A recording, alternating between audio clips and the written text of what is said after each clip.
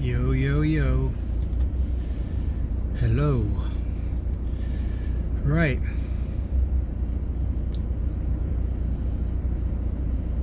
What was I going to say? Complete mental blank. So, been a while. I'm back. I am now I'm a part-time slave for a delivery company. I shan't mention the name at the moment, but I will warn them, and I will warn you, I am watching them, I'm clocking them.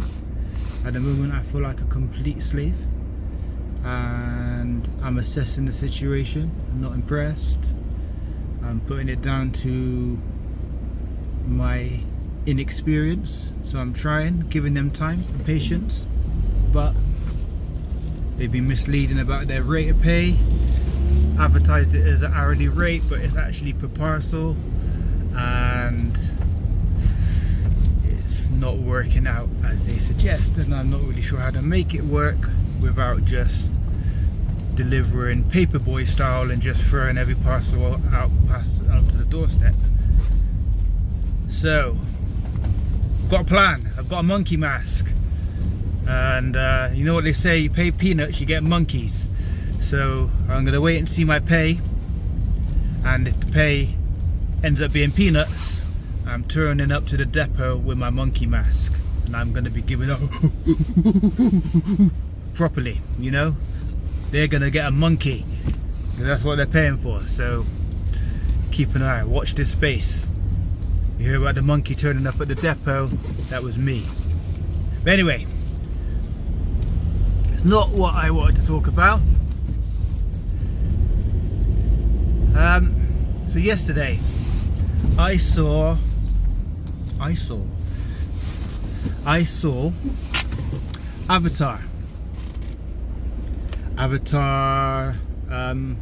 3, Fire and Ash, and I'll be honest, I only seen the other one, the one with the water title, the one time.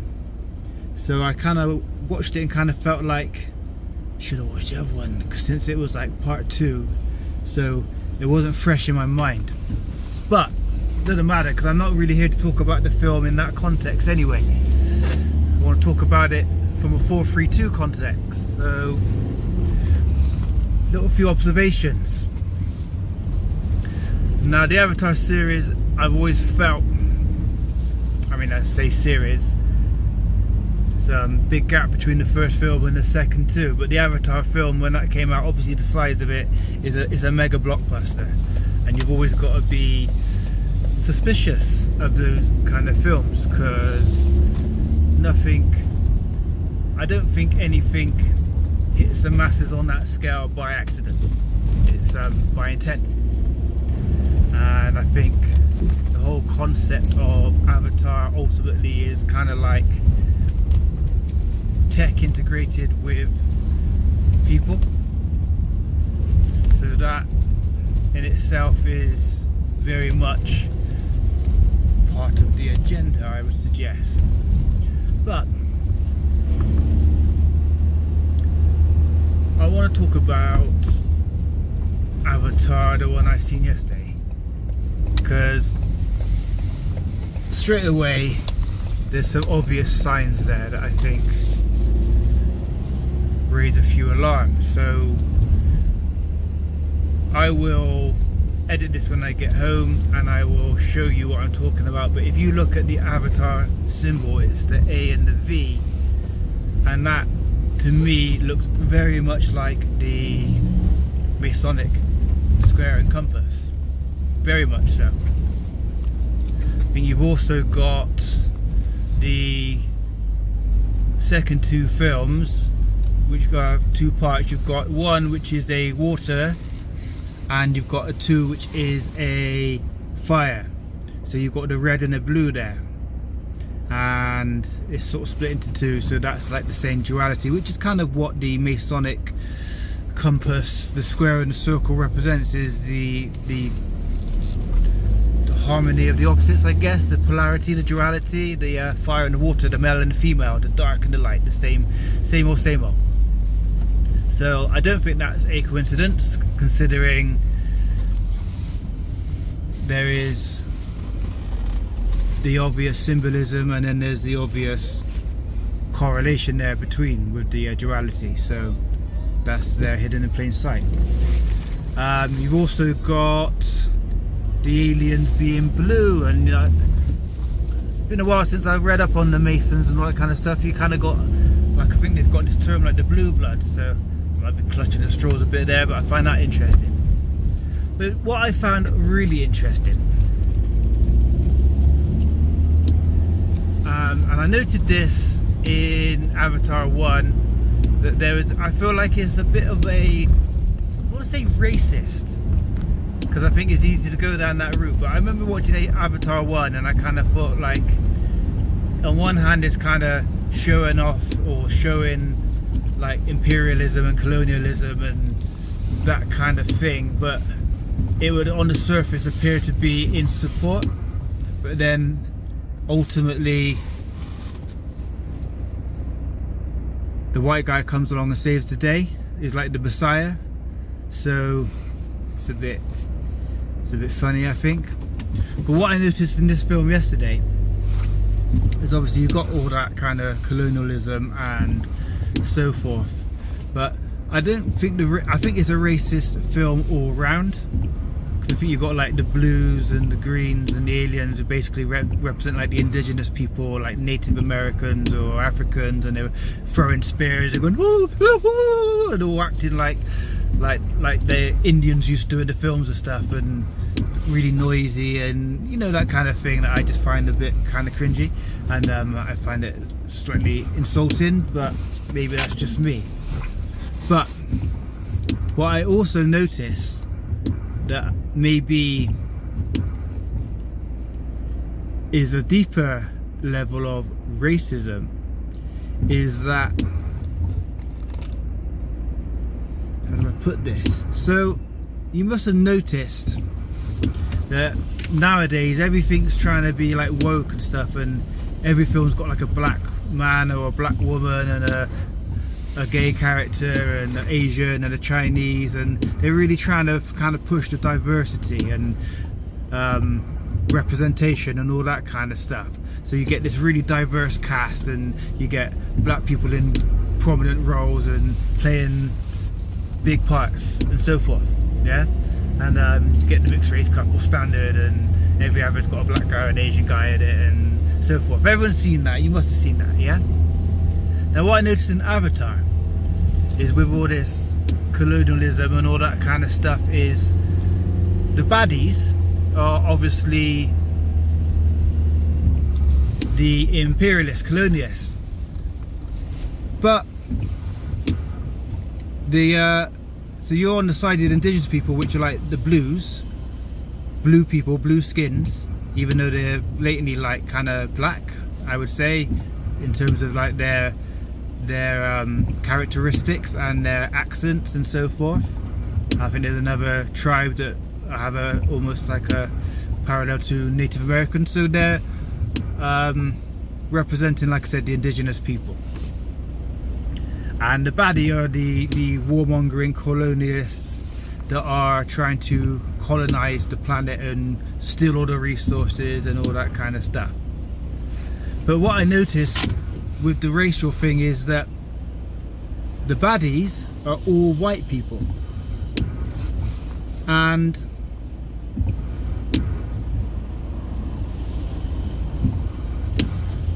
as I said before, if you notice, every film nowadays has this pushing of diversity. So there would normally, I would say in a film, normally pretty much any film you watch, amongst the human beings, because that's what the baddies ultimately are, is the humans, not all humans, but the majority, they're all white. Yet I think any film nowadays representing human beings would have, there would be a black person, some sort of corporal in the army, in the military, there would be an Asian, there would be a Chinese, there would be a diverse collection, but there isn't in this film. Now there's a lot of talk about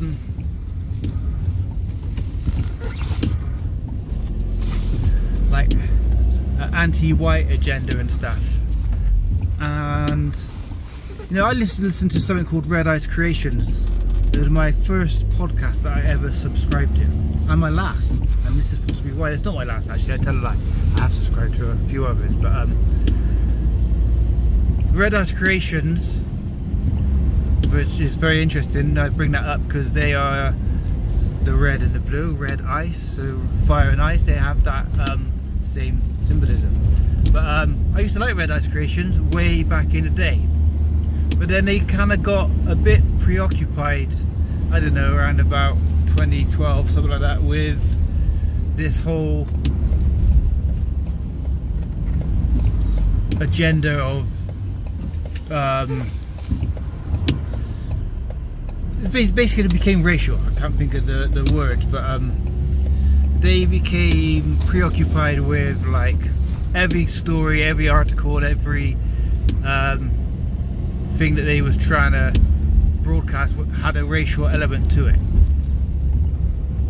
with this kind of like, yeah, this idea of hating on whites and that kind of stuff.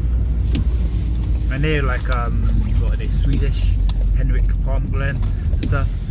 And I just got a bit sick of it, to be honest. I thought it was a bit, they went from having a nice broad range of interesting topics to this obsession with that one topic, and yeah, it became too much for me, so I had to stop listening. But I did listen for a while before I realised that they was getting a bit too preoccupied with it, and there was substance to their argument. I could see why they was making the points they was making and why they had the outlook that they had.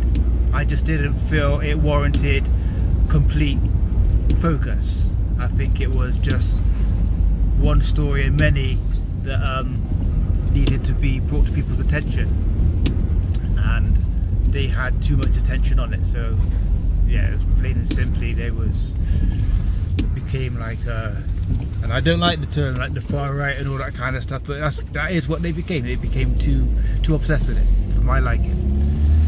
It was all white this, black this, Muslim that, and I felt like they became part of the problem, not part of the solution. Because like I said, there is an element of reality to the point that they make, and not just them, a lot of people do, and I think that is something that you have to consider. Like, I've heard of something called the clergy plan, which I think gives fuel to these people, and I recommend looking into the clergy plan. I'll put a link in again, because I'm not going to try and go into all of it, but I see why people would be conscious of these things. Once again, I can see that there's substance to it, and if you look around at the way the world is shaped and being shaped, it makes a bit of sense. So there is a anti-white agenda, and I think Avatar is very much, if anything, proves that agenda to be the case. So I think it's racist in a lot of different ways. It's a racial film, and yeah, I just had that observation that the humans are all white and they're being portrayed as the baddies very obviously, and the blues and the greens, whatever, are obviously like the indigenous, so they're the goodies.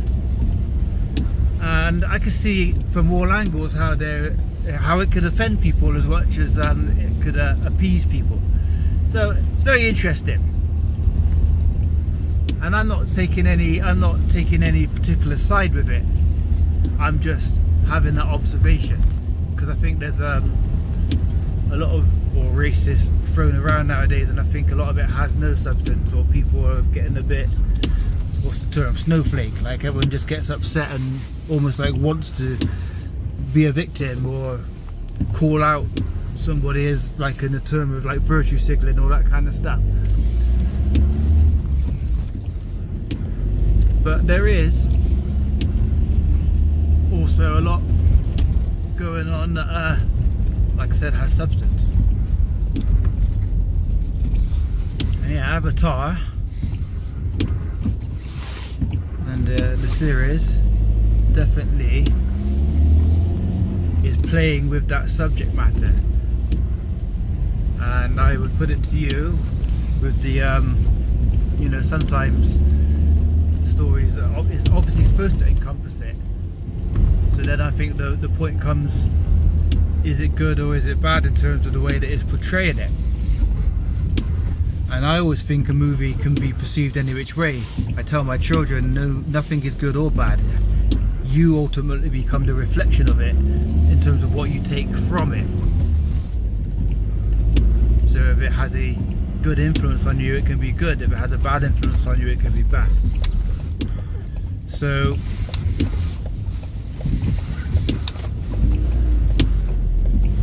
I would take that view generally with a movie, and I kind of enjoy the Avatar movies in a way, even though at the same time there's a part of me that feels, is this really bad what I'm watching?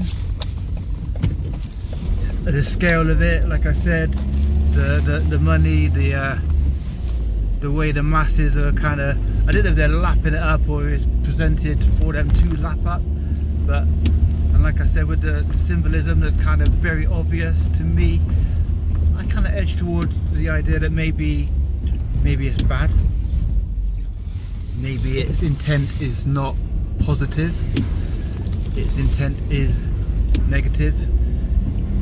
Between the sort of transhumanism, the Masonic symbolism that's blatant, the racial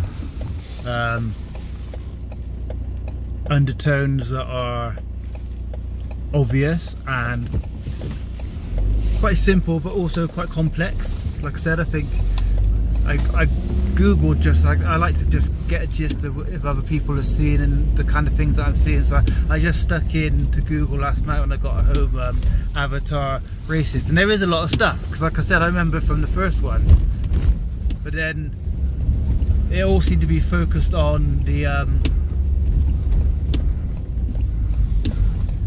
idea that the indigenous people and the colonialism and that kind of stuff, and it mentioned the whole white savior kind of thing, which I spotted in the first one, but I only had a little brief scan, but I didn't see any reference to the flip side of it, which is that the white people are being presented as the baddies. And like I said, that is a very conscious step, I think, because I think nowadays any film normally would have that diversity within the cast. Since sort of 2020, pretty much I feel like every film has pushed it so hard that it's beyond, like, it's almost become a bit sickening now. It's like, it's tedious. You can't see that films are propaganda since 2020 when it's so obvious how much agenda is put into it, then like there's just no hope for you really.